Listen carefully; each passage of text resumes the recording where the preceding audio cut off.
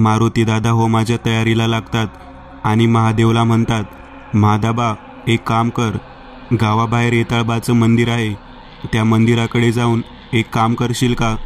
होय दादा, करीन की काम. हे 6 एकशिरी लिंबू आहेत, हे घे आणि यो बुका सोबत घेऊन जा आणि सोबत एक नारळ पण घेऊन जा. येताळबाच्या जवळ गेल्यावर लिंबू अर्धवट कापून त्याला यो काळा बुका लाव आणि वर आकाशात तोंड करून येताळबाचं नाव घेऊन एक लिंबू फेकून दे. येताळबाचं दर्शन घे आणि नारळ फोड आणि 4 लिंबू अर्धवट काप आणि त्यांना पण काळा बुका लाव आणि एक एक दिशेला फेकून दे. आणि महत्त्वाचं म्हणजे एक लिंबू शिल्लक असेल तो सोबत घेऊन ये आणि येताना तो लिंबू खाली ठेवू नगस. माधाबा घाईघाईतच गावाबाहेरील येताळबाकडे निघाला. इकडे हे चौघेही मारुतीदादांनी दिलेल्या चिठ्ठीतले सामान गोळा करू लागले. त्यामध्ये काळ्या मांजरीचे केस, मेलेल्या जनावराचं हाडूक, पांढरे तांदूळ, 2 डझन एकशिरी लिंबू, हळद कुंकू आणि हाताच्या पंजा एवढी बाहुली आणि त्याला बाहुलीला लावायला चुना.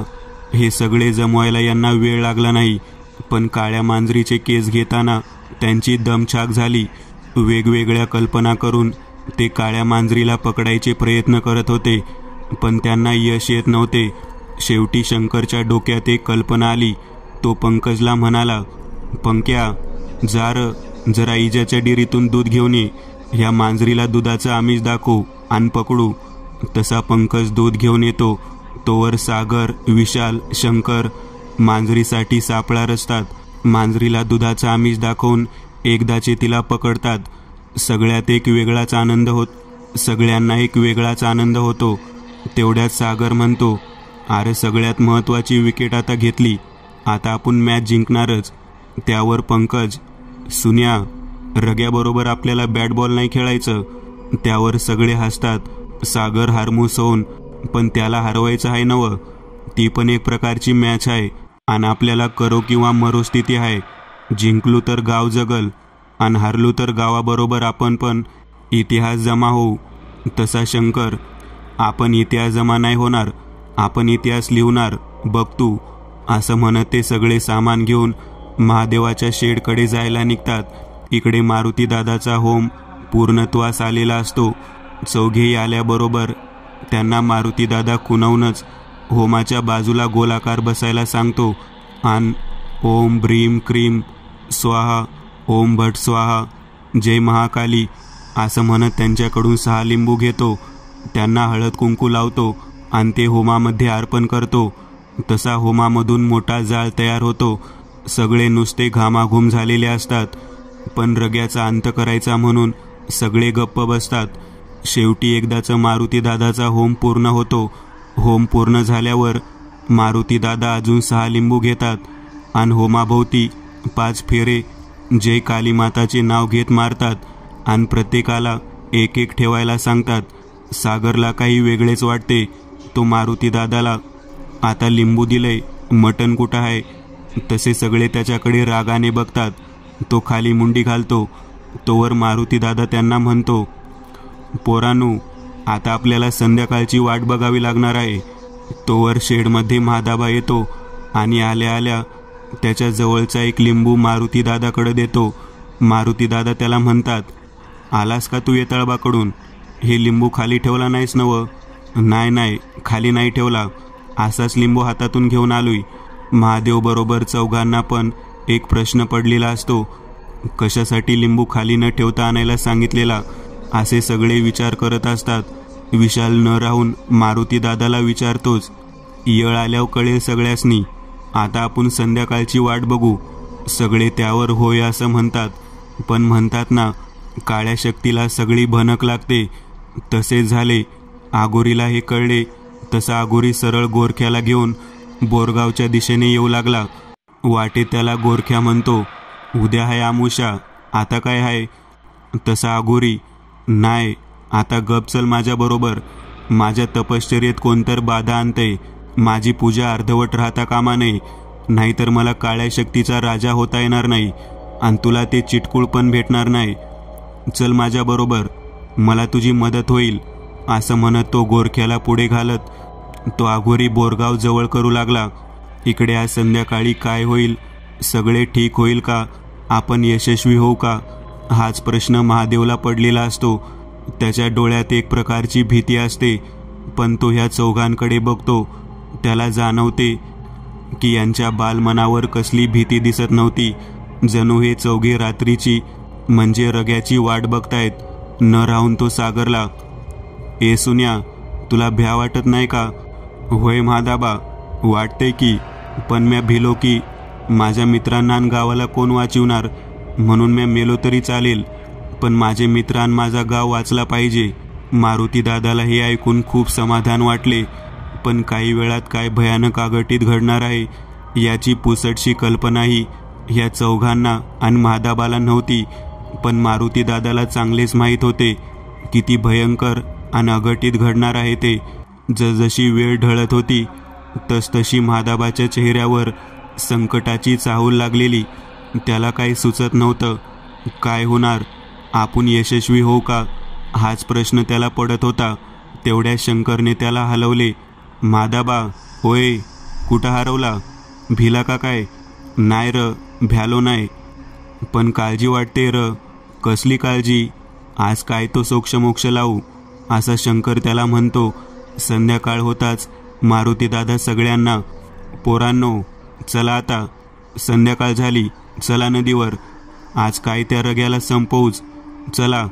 तशी सगळी उत्साहात, चला दादा, आम्ही तयार आहे, म्हणत मारुती दादाच्या पाठीपाठी विशाल, शंकर, सागर, पंकज बिनधास्त चालत होते. आणि त्यांच्या मागून थोडे बिथरलेल्या अवस्थेत महादेव चालत होते. संध्याकाळचं रम्य वातावरण होतं. सगळीकडे शांतता. थोडीशी पक्ष्याची किलबिल चालू होती. हवेत थोडा थंडावा जाणवत होता. सगळेजण बंधारा ओलांडत होते. तेवढ्या शंकर सागरला, तुला आठवतंय का रग्याला पंख्यानं मारलेलं? मला असं वाटतंय की रग्या पहिला पंख्यावरच हल्ला करणार. त्याला सांभाळले पाहिजे. सागर, पंख्याला काय सांभाळायचं? आपण रग्याला संपवायचं. रग्याच आपल्यापासून सांभाळून राहील, बघ तू. हे ऐकून महादेवला परत तोच प्रश्न पडतो. एवढा जीवन मरणाचा प्रश्न आहे आणि यांना कसली भीती नाही, काय वाटतच नाही यांना. ज्याच्याशी आता आपला सामना होणार आहे ते काय साधंसुद्धा नवं, पण यांना कसली फिकर नाही. देवा, रक्षण करे आमचे, असं स्वतःशीच पुटपुटत तो त्यांच्या मागे चालू लागला. हळूहळू सगळ्यांनी बंधारा ओलांडला आणि काळ्या खडकाच्या दिशेने जाऊ लागले. आता अंधार चांगलाच पडलेला. पक्षाची किलबिल बंद झालेली. त्यांची जागा आता रातकिड्यांनी घेतलेली. वातावरण आता थोडे वेगळे जाणवू लागले. हवेत दमटपणा आलेला. सगळे हे मारुती दादाच्या पाठीपाठी चालत होते. एकदाचे ते काळ्या खडकावर आले. आल्या आल्या विशालने मारुती दादांना प्रश्न केला, दादा, आपण इथं कशाला आलो? रग्या तर बंधाऱ्यावरून मेला ना, आपल्याला तिथं जावं लागेल. बरोबर आहे तुझं, पण हे सगळा त्याचा परिसर आहे. बंधाऱ्यावर जागा कमी आहे आणि तिथं जीवाला जास्त धोका आहे, म्हणून इकडे घेऊन आलो. मोठा श्वास घेत ते म्हणाले, आणि पुढे आता म्या सांगेल तसं करायचं, घाबरायचं नाही. सगळे एकसुरात, सांगा दादा, काय करायचं आहे? मारुती दादा त्यांना गोलाकार बसवतात. प्रत्येकाकडे लिंबू आहे का नाही हे बघतात आणि बरोबर मधोमध हवन केल्यानंतर उरलेली राख ठेवतात आणि त्यांना सांगितलेले सामान द्यायला सांगतात. सागर त्यांना पिशवीतून सामान एक एक करून बाहेर काढून देत होता. तेवढ्यात वातावरणात कुचकट वास येऊ लागला. इतका अंधार पडला की समोर काय ते दिसेनासे झाले. महादेव भिवून, दादा, रग्या आला वाटते, आता काय खरं नाही. मारुती दादा पोरांना शांतपणे सांगत होते, हे बघा पोरांनो, ही बाहुली, त्यावर चुना लावा आणि बाहुलीच्या बाजूला गोलाकार तांदूळ टाका. बाहुलीवर मांजरीचा केस टाका आणि 11 शिरी लिंबू अर्धवट कापून हळदी कुंकू लावून त्यावर ठेवा. त्यावर रक्ताचे 1-2 थेंब टाका आणि बाहुलीला आग लावा. रग्या संपेल कायमचा. खूप सोपं आहे. रग्या संपेल, पण हे करताना खूप त्रास होईल, जीव पण जाईल. तेवढ्या शंकर, आमचा जीव गेला तरी चालेल, पण गाव वाचला पाहिजे, असं म्हणून तो 1 शिरी लिंबू अर्धवट कापू लागला. तेवढ्यात नदीतून त्यांच्या दिशेने वाऱ्याच्या वेगाने काहीतरी येत आहे असा त्यांचा भास होतो. भास नाही. खरंच त्यांच्या दिशेने रघ्या आपल्या अकराळ विक्राळ रूपात येत होता. खूप भयंकर चवताळलेला होता. मोठा आवाज करत तो त्यांच्या जवळ आला. त्याला बघून महादेवला कळायचे बंद झाले. तो मारुती दादाच्या पाठी लपला. रघ्या हसतच, आला सावय, लवकर मरा नाही तुमचं माझ्या हातून. सोडणार नाही मी तुम्हासनी, आणि ह्याला तर लई बेकार मारणार. पंकजकडे रागाने बघत बोलला. तेवढ्यात मारुती दादा त्यांना, पोरांनो, बरं झालं येऊ लवकर आला. आता पटकन मी सांगितलं तसं करा. पटकन, येळ घालवू नका, असे म्हणत ते हवनाच्या राखेवर भराभर सामान मांडू लागले. रघ्याने दात ओठ खात आपल्या आघोरी शक्तीने त्यांच्यावर हल्ला केला, पण काहीच फरक पडला नाही. कोणाला कसलेच नुकसान झालं नाही. विशालला कळत नव्हतं कशाने असं झालं असावं. नंतर त्याला आठवले, आपल्याजवळ मंतरलेले लिंबू आहेत. त्याला खूप हायसे वाटले. त्याने तो लिंबू बाहेर काढून आपल्या पॅन्टच्या खिशात ठेवला. रघ्या आता खूपच चिडलेला होता. त्याला काही समजत नव्हते. तो वार करायचा, पण तो वार हवेतच होत होता. त्याचा परिणाम यांच्यावर होत नव्हता. चवताळलेला रघ्या अजून जोरात ओरडत तो मारुती दादावर चालून गेला, पण तेवढ्याच द्वेषाने मागे सरला. शंकर पटापट 11 शिरी लिंबू कापू लागला आणि त्याला हळद कुंकू लावू लागला. तेवढ्यात आघोरी तिथे आला. हा सगळा प्रकार बघून त्याने आकाशाकडे बघत भीमगर्जना केली आणि गोरक्याला म्हणाला, म्हाताऱ्याला बघ तू, म्या पोरासनी बघ तू. असं म्हणत तो काळ्या खडकाकडे झपाझप आला. त्याच्यासमोर पंकज आला, पण त्याने पंकजच्या डोळ्यात भस्म टाकला आणि त्याला उचलून फेकून दिले. आणि जिथे हवनाची राख ठेवलेली तिकडे त्याने आपला मोर्चा वळवला. पंकज डोळे चोळत स्वतःला सावरत उठला. त्याला काही लागले नव्हते, पण त्याचे डोळे उघडत नव्हते. तो जोरजोराने डोळे चोळत सागरला म्हणाला, सागऱ्या, ह्या आघोरीला पकड, माझ्या डोळ्यात काहीतरी टाकले ह्याने. तसा सागर आघोरीकडे वळला. त्याला रोखण्यासाठी आघोरीने आपल्या जवळील भस्म सागरवर टाकला, पण सागरने अगोदरच डोळे बंद केल्याने काही परिणाम झाला नाही. सागरने सरळ त्याच्यावर झडप घातली आणि त्याच्या छातीत एक जोरदार ठोसा मारला. आघोरी विवळत मागे सरला आणि रागाने सागरकडे बघत मंत्र पुटपुटू लागला. त्याच्या मंत्राने हजारो मृतात्मे सागरवर चाल करून आले. वातावरण इतके भयानक झालेले की बस सगळीकडे गदारोळ माजलेला. ते आत्मे सागरवर चाल करतात, पण तिथेच घटमळतात.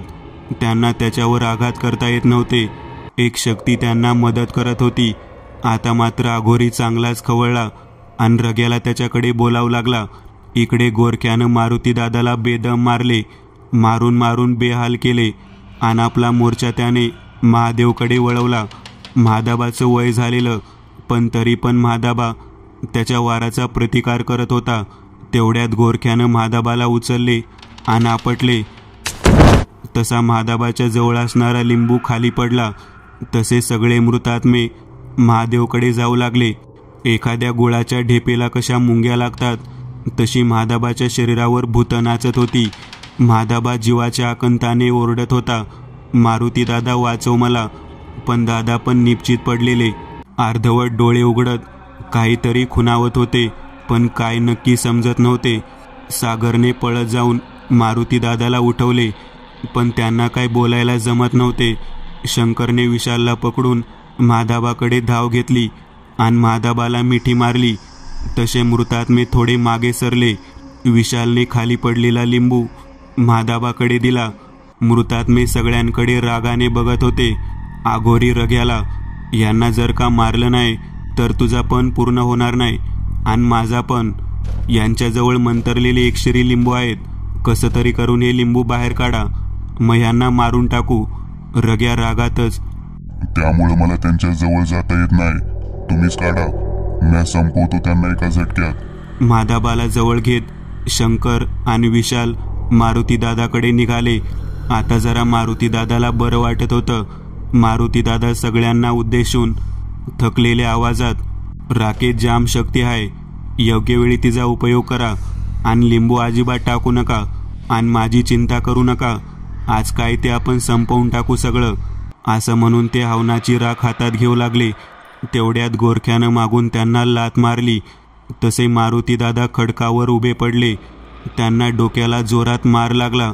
भोवळ येऊन तसेच पडले ते. त्यांना तसं पडलेलं बघून पंकजला जाम राग येतो. रागामध्ये येऊन तो गोरख्याला बोलतो, बाईसारखा मागून काय मारतोस? ये समोर, बघू किती दम आहे तुझ्यात. आज तुला दावतो इंगा माझा.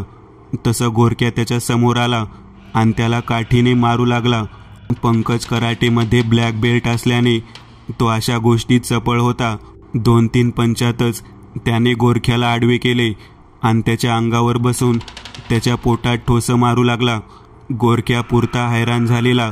एवढंसं पोर त्याच्या अंगावर बसून त्याला येरळीचं पाणी दाखवत होतं. तेवढ्यात रग्या, अरे त्याच्या जवळ असणारं लिंबू बाहेर फेकून दे, मग म्या बघतो. तसं गोरख्यानं पंकजला मिठी मारली आणि त्याच्या खिशात लिंबू शोधू लागला. पण पंकज त्याला तेवढ्याच द्वेषाने मारत होता. पण एकदाचे का ते गोरख्याच्या हाताला लिंबू लागला. तसा त्याने लिंबू पंकजच्या खिशातून बाहेर काढला आणि बाहेर फेकून दिला आणि जोरजोरात हसू लागला. तेवढ्यात पंकज हवेत वर उचलला गेला. रग्या त्याला चवताळून, तू मला मारले, आता मी तुला सोडणार नाही, असं म्हणत त्याने आपल्या एका हाताने पंकजची मुंडी धरली. तसा पंकज जीवाच्या आकंताने विवळू लागला. रग्याच्या चेहऱ्यावर आघोरी हास्य होते. तो हसत हसत त्याची मुंडी मोडणार. तेवढ्या सागरने आपल्या जवळील लिंबू पंकजकडे फेकला. तसं पंकजने लिंबू झेलला आणि झटकन रग्या पंकजपासून दूर झाला. तसा पंकज खाली धपकन पडला. रग्या आता खूप खवळला आणि सागरकडे आपला मोर्चा वळवला. त्याने सागरला उचलून खडकावर जोरात आदळला. तसे सागरच्या डोळ्यासमोर तारे चमकू लागले. सागर ओरडतच खाली पडला. त्याच्या आघोरी घावाने सागर जबर जखमी झाला. रग्याने परत सागरला हवेत वर उचलला आणि परत खाली आपटले. सागरच्या हाडाची खिळखिळी झाली. सागरच्या अंगातून सर्वत्र रक्त वाहत होते. आपल्या मित्राला अशा अवस्थेत बघून शंकर, विशाल, पंकजला रग्याचा भयंकर राग आला आणि त्याला वाचवण्यासाठी त्याच्याकडे धावू लागले. त्यांना गोरख्या अडवू लागला. पंकजने आघोरीला चकमा दिला आणि रग्याला रागातच, ए रग्या, सोड माझ्या भावाला, तुला मला मारायचं आहे ना? ह्यो बघ हा लिंबू, मी फेकतो, सोड त्याला, मला मार, असं म्हणून त्याने आपल्या जवळील लिंबू फेकून दिले.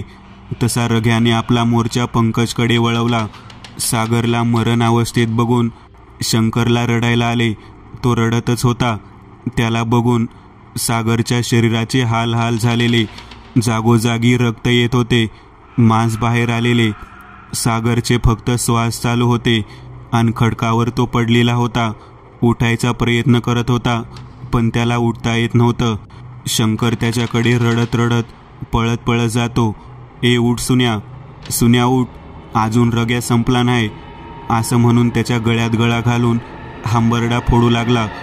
तोवर विशाल गोरख्याला मारून हवनाची राख घेऊन सागरच्या दिशेने पळत आला आणि सागरच्या अवतीभोवती गोलाकार राख पसरू लागला.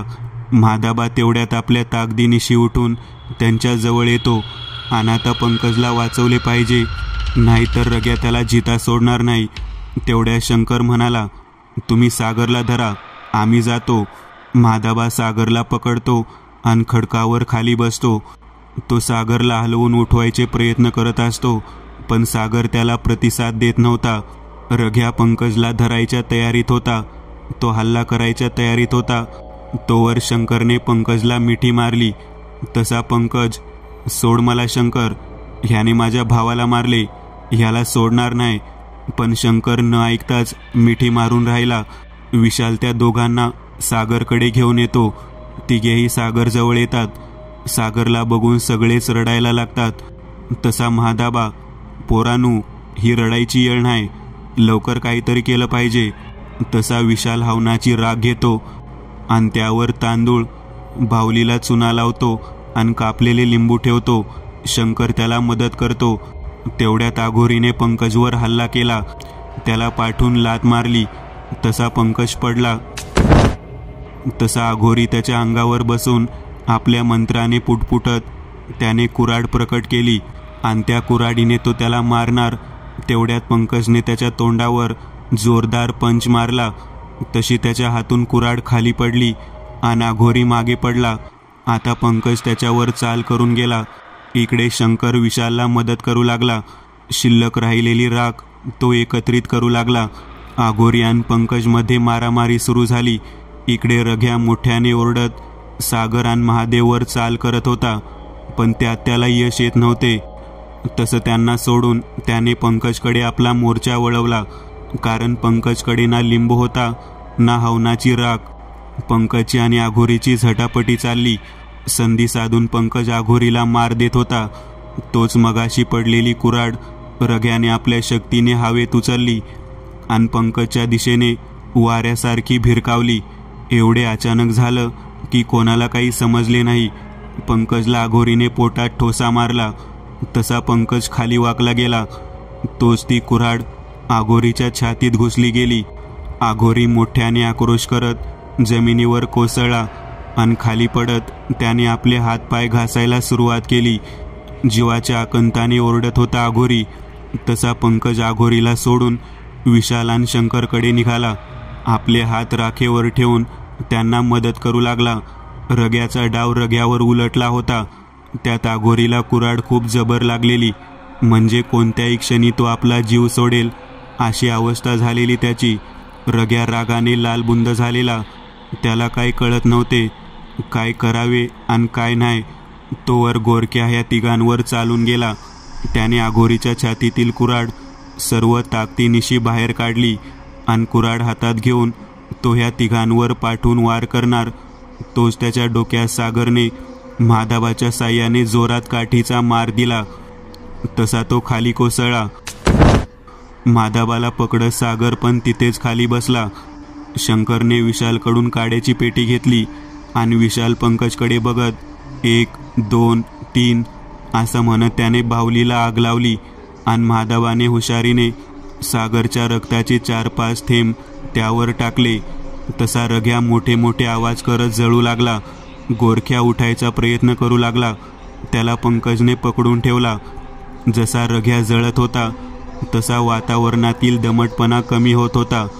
कुजकट वास कमी होत होता. आता बाहुली पूर्ण जळाली. तसं रघ्या पण पूर्णपणे जळून नष्ट झाला. तेवढ्यात शंकर, रघ्या तर संपला, पण अघोरी. तेवढ्यात मारुती दादा त्यांना जोरात मोठ्याने, "आर पोरांनो, रघ्याच्या अगोदरच अघोरी मेला. त्याच्या शक्तीने त्याचा घात केला. एक काम करा, पोलीस पाटलाला बोलवा आणि गोरख्याला त्याच्या ताब्यात द्या आणि त्या सुन्याच्या पोराला लवकरात लवकर दवाखान्यात न्या. लय रागात जायला लागले त्याचं." तसे पंकज, शंकर, विशाल सागरकडे धावत जाऊन, "सुन्या, हे सुन्या, संपवलं रघ्याला एकदाचं."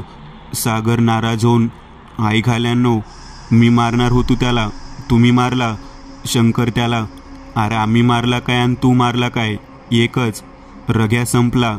असं म्हणून सगळ्यांनी त्याला मिठी मारली. मारुती दादा त्यांच्याकडे बघत, "महादेवाला खरंच नजर नको लागायला यांच्या मैत्रीला." "होय दादा, पोरांनी जे बोललं ते करून दाखवलं." मित्रांनो, आज पुरतं एवढंच. तुम्हाला जर काही गोष्ट आवडली असेल तर नक्की लाईक करा. तुमच्यापैकी बरेचसे जण व्हिडिओ लाईक न करताच पळून जातात, पण हा जर व्हिडिओ तुम्ही लाईक केला तर मला जरा बरं वाटेल आणि असेच भारी भारी व्हिडिओ बनवायची माझ्यात एनर्जी येईल. त्यामुळे नक्की लाईक करा. आणि अजूनही कोणी या चॅनलला सबस्क्राईब केलेलं नसाल तर लगेच सबस्क्राईब करून टाका. आणि बाजूची घंटी ती मात्र दाबायला विसरू नका. देवाची घंटी आहे ती.